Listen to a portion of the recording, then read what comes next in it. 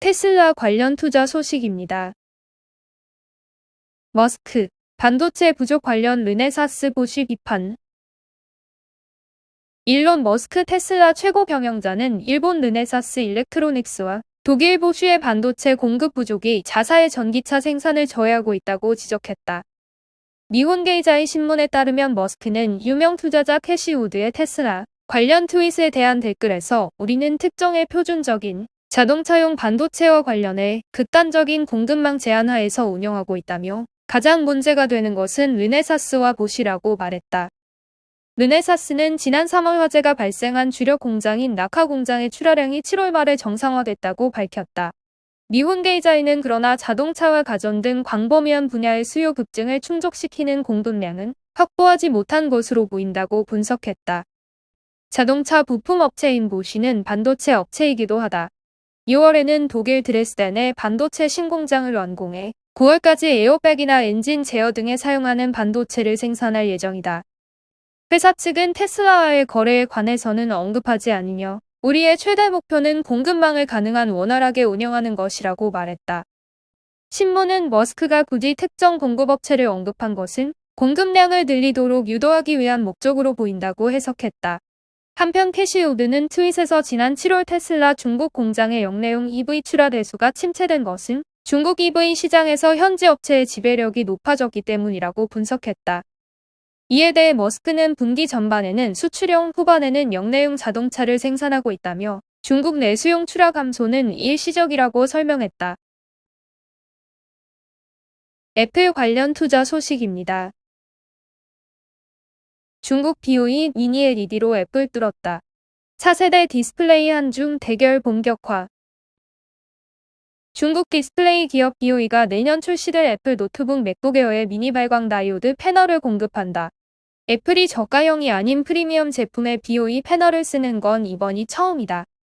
BOE는 유기 발광 다이오드 패널을 애플의 차세대 아이폰에도 공급한다. 미니 LED와 올레드 등 디스플레이 시장에서 한국과 중국의 본격적인 경쟁이 시작됐다는 분석이 나온다. 하지만 이후 애플은 신형 아이패드 프로 12.9에 대만 디스플레이 제조사 AO의 미니 LED를 채용했다. 애플이 올해 3분기 출시를 예정하고 있는 맥북 프로에는 LG 디스플레이와 일본 샤프, 대만 폭스콘 자회사 GIS의 미니 LED를 넣는다.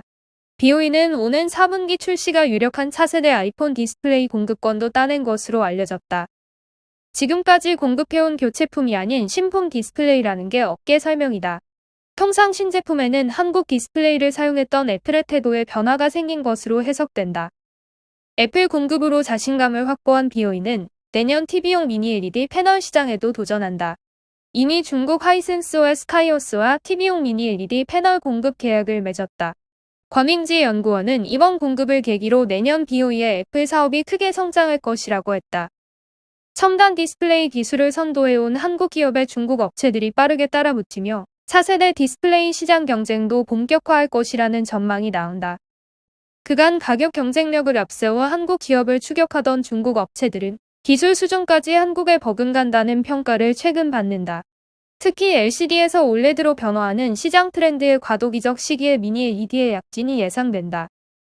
중국은 이미 액정 표시장치 시장에서는 세계 1위의 점유율이다.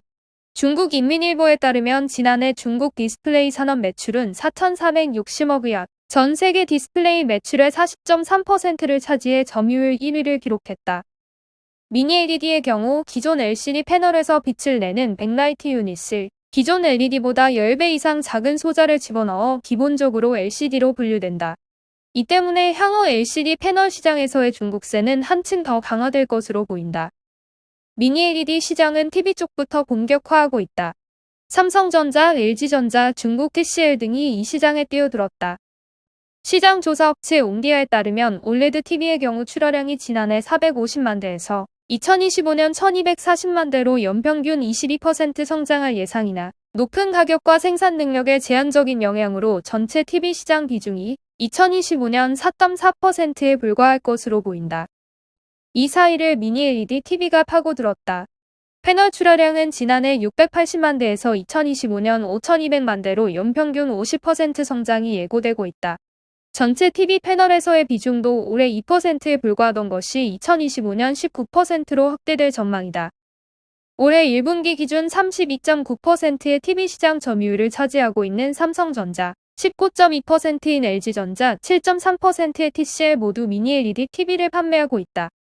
하지만 삼성전자는 미니 LED TV인 네오 QLED에 대만 LED 회사 에피스타와 넥스타가 합병해 세운 엔노스타 등 중화권 공급사의 미니 LED를 채택한다.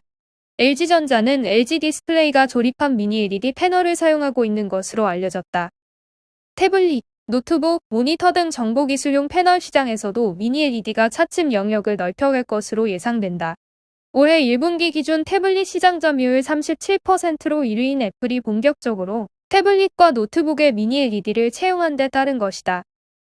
다만 IT용 OLED 진영 역시 확대 추세에 있다. 가장 적극적인 곳은 삼성전자와 삼성 디스플레이다. 이니해 한국수출입은행 해외경제연구소 선임연구원은 삼성전자는 글로벌 주요 PC 제조사는 아니지만 스마트폰 태블릿 노트북으로 이어지는 갤럭시 생태계를 조성하면서 PC 사업을 강화할 계획이고 태블릿에 이어 노트북용 OLED 패널 탑재를 본격화하고 있다고 했다.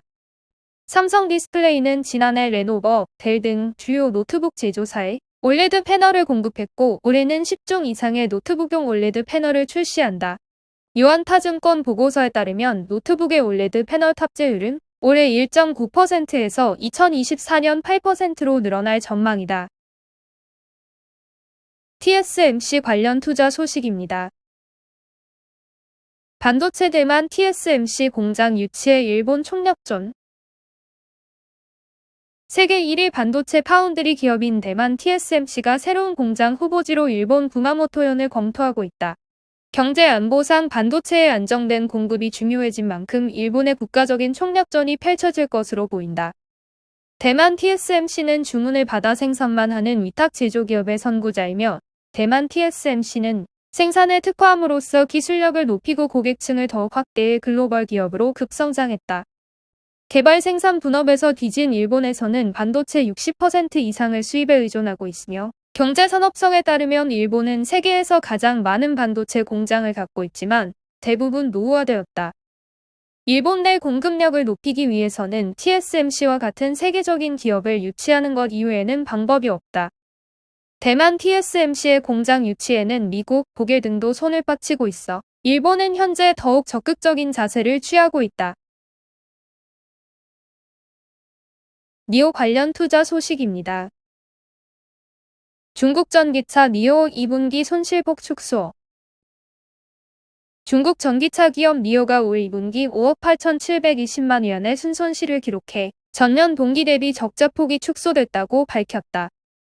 같은 기간 매출은 84억 5천만 위안으로 블룸버그가 집계한 예상치를 웃돌았다. 니오의 2분기 차량 인도 물량은 21,896대로 코로나19 여파가 회복되기 시작한 전년 동기 대비 2배가량 증가했다. 올 3분기 인도 물량은 23,000에서 25,000대로 전년 동기 대비 88에서 104% 늘어날 것으로 예상된다. 3분기 매출액 전망치로는 89억 1천만에서 96억 3천만 위안을 제시했다.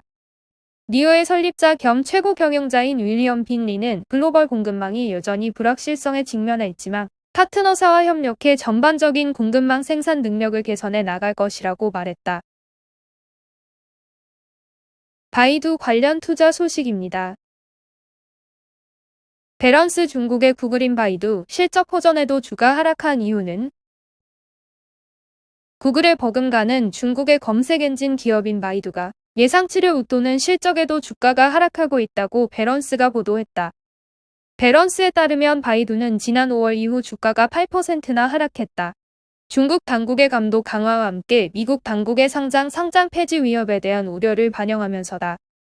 나스닥 상장 종목인 바이두는 이날 주당 2.39달러의 수익을 올려 예상치 2.07달러를 웃돌았다고 발표했다. 매출도 48억 6천만 달러에 달해 예상치 47억 8천만 달러를 상회했다. 바이두의 3분기 매출 가이던스는 47억 달러에서 52억 달러 사이로 예상됐다. 중간값은 예상치 51억 4천만 달러보다 작은 규모다. 알파벳 소유의 구글의 버금가는 검색 엔진 거대 기업인 바이두는 최근 검색 엔진 사업에서 시장 점유율을 이루면서 인공지능 분야로 사업을 확대하고 있다. 작년에 베이징과 다른 중국 도시들에서 자율 택시 서비스도 시작했다.